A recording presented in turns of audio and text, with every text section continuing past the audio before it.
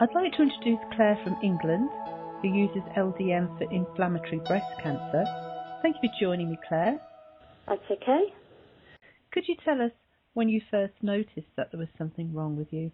Yes, it was back in 2012 in the March. I found kind of a long sort of lump in my left breast. I sort of didn't do anything about it for a few weeks because I was so scared. Then I went to my doctor's. She examined me and she assured me it was fibroadenoma and said there was no need to be referred, and sent me back home. So I wasn't worried. And then about 7 months later I noticed swelling, and the lump got a lot bigger and my breast was very red, and I knew there was something wrong. So at that point I went back. She referred me straight away, and on that actual day that I went to the breast clinic, they did a biopsy, they did the scan, and they said they were pretty sure it was inflammatory breast cancer. So then obviously, at the time I've got children of 5 and 7, so like my world just fell apart basically. I was in shock, and yeah, it was a very, very difficult time, as you can imagine. And it's horrible, isn't it? It really is. We were in shock, me and my husband, for looking back, I think we were in shock for a good year, really. But straight away, I didn't really have time to digest it, because straight away they said I needed to have chemotherapy, 7 rounds of chemo, which I had, then a mastectomy, and then 15 lots of radiation. Actually, I did have a really good response, and they said I was in the top 5% of, they could find, but basically hardly any cancer at all. So that was really, really, really good, and we were all very, very happy. Carried on living my life, not the same as it was before, obviously, because with inflammatory breast cancer, there's about 90% chance that it comes back, so you can't exactly go back to how it was before. But, I tried, and we sort of made the best of it. And then in October last year, 2014, I found a lump in my neck. Went back to the hospital. They did a biopsy and they found 3 small tumours in my neck. So obviously, again, that my world sort of crashed around me. I went straight onto Kadcyla, which is supposed to be the wonder drug chemotherapy, but psychologically I really wasn't good. I really don't like hospitals anyway, and just the whole process, just so I was sort of quite depressed. Very depressed at times, but trying to lead a normal life for my children. Oh, cool, yes. And then after the 6 months of Kadcyla, I had a scan, and it showed that the tumours had doubled in size. Now, all this time that I was having the Kadcyla, I'd also been doing lots of alternative things that I'd read about, taking lots of supplements, apricot kernels, all these kind of things.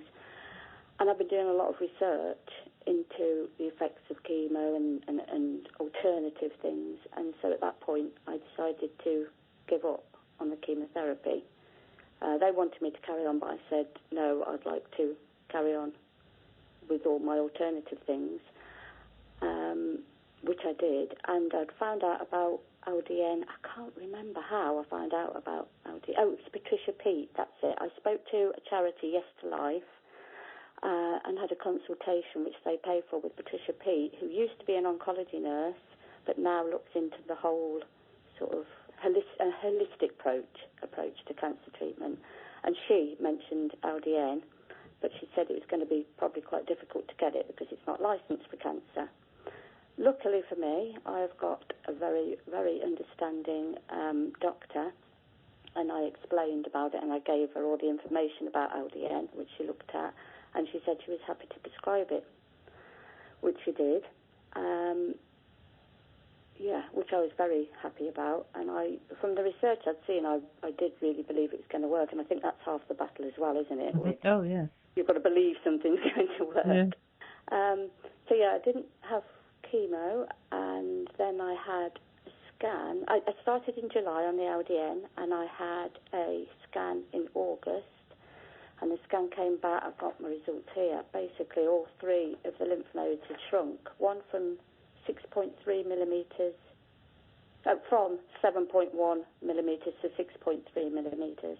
One from 7.7 millimetres to 6.3, and the other one 7.7 to 5.8. Goodness. Which I believe I hadn't changed anything apart from taking the LDN. So wow. I'm absolutely convinced it was the LDN. I'm due another scan now, and I know I need to have a scan, but I'm kind of putting it off a little bit, but I still do believe in it, and I know some people, they've gone virtually into remission through LDN, so I'm very hopeful that my next scan will show that they've continued to shrink. So you'll have to let me know. That would be really interesting. Yeah. I will, yeah. That is totally amazing. So what are you taking now alongside the LDN? I take graviola, which is have you heard of it? It's soursop. It's a plant that grows in East Asia that I've heard about that is meant to be very good. So I take 5 graviola tablets a day. I've just started on sweet wormwood, which apparently has had amazing effects. I take vitamin D3, boswellia. These are all the things that Patricia Peat suggested. Yeah. Rapeseed extract, daily immune protection, aspirin, which I've just found out about. Apparently that can help. Curcumin, which I think is a form of turmeric, isn't it? Yeah. 30 apricot kernels a day, and the LDN. So quite a few things. Quite a few things. And what do you go on? What do you do with your diet, Claire? Yes, now, I try to eat a raw vegan diet, but I don't always achieve that, especially in the winter. I'd say 50 to 60% of my diet is raw vegan. Right. I try and do juicing. Again, I really don't like the taste of the juices, but I know they're good for me, so I try to do that. I don't eat. I've always been a pescatarian, so I've never eaten meat for about 20 years.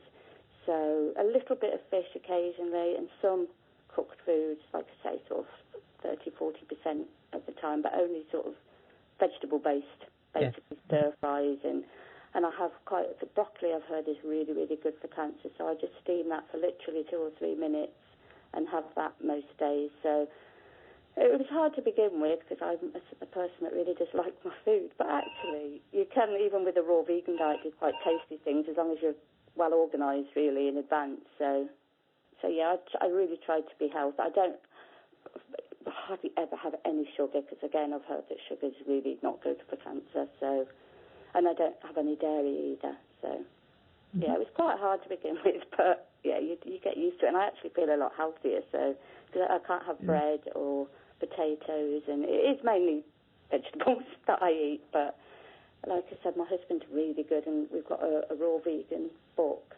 And he just makes some raw crackers, and it can be tasty. It's not as bad as it sounds. So, but whatever you're doing, you're doing the right thing. I mean, that they were amazing results. They were, yeah. I was like I said, I believed that the LDN would work, but then you never know because nothing's 100%. But obviously that was because it was strange because the oncologist, she couldn't sort of get her head around it really. So it's like I was on chemo and they doubled. I came off chemo and was on LDN and they shrunk.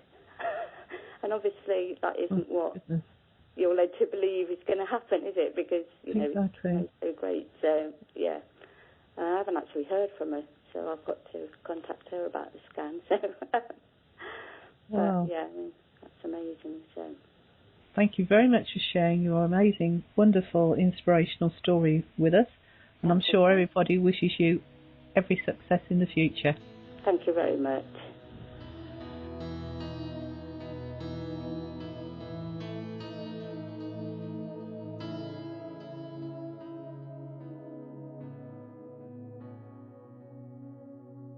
Do you have LDN experience to share? If so, please email me, linda@ldnrt.org. I look forward to hearing your story.